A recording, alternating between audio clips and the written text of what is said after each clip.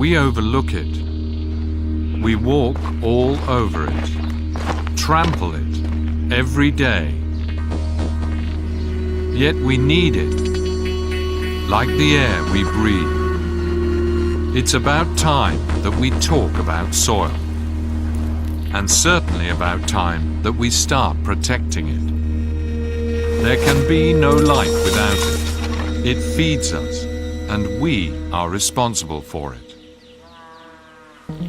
Soil is formed from rocks that are decomposed slowly by the sun, the wind and the rain, by animals and plants. In this way, 10 centimeters of fertile soil are created in 2,000 long years, only 10 centimeters in 2 millennia. Soil that we deplete in only a few years, gone forever. Forests and plants protect the soil.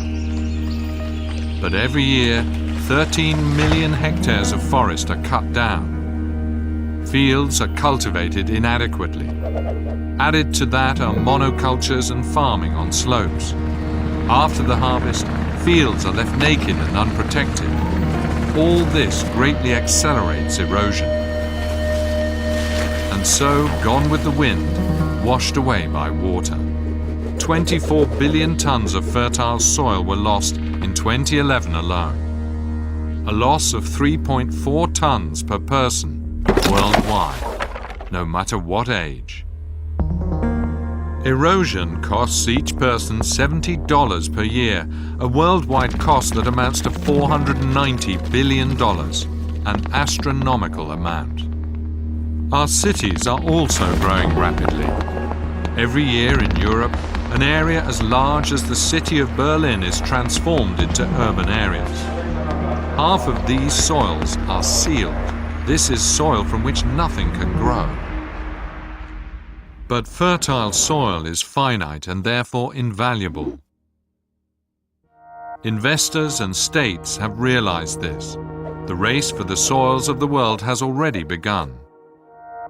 Land grabbing, often with questionable means for questionable purposes.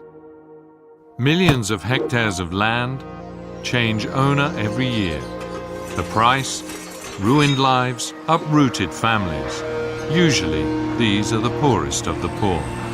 Often they have no choice. They destroy the forest because they need land to survive. We need healthy and fertile soil, now more than ever. Projections say the available arable land per Earth inhabitant will be reduced by half by 2050. But already today, 1 billion people go to bed hungry night after night. That's 1 billion people too many, and this number will increase every day if we do not distribute soil fairly. If we do not increase yields dramatically on every piece of land, or simply discover a second Earth, but we might not want to rely on that option. Soil and land issues rarely get our attention, or that of our policymakers. We see the full supermarket shelves and believe that things will stay like this forever.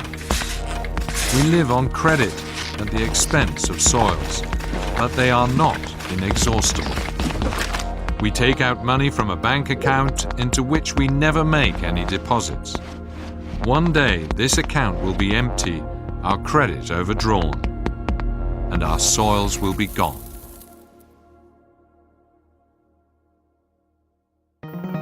But there is good news. We have long known what we must do in order to preserve soils for our children.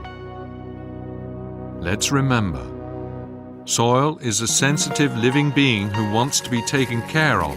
It is not a factory. Everyone has a right to soil. This right must be safeguarded by the law. And we cannot afford to bury our livelihood under a layer of asphalt. Now it's up to us. We must open our eyes and find ways to apply our knowledge, so we don't end up losing the ground under our feet.